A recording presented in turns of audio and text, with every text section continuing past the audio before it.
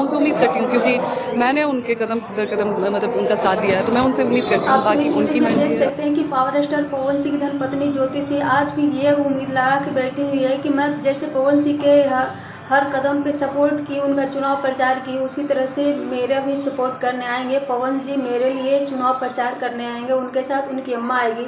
लेकिन आपको क्या लगता है, पवन सिंह और उनकी माँ दोनों ज्योति भाभी के प्रचार करने काराकाट जाने वाली है या नहीं? कमेंट सेक्शन में जरूर बताइएगा। नमस्कार दोस्तों, राधे राधे। आई होप आप सब अच्छे होंगे, मस्त होंगे, स्वस्थ होंगे।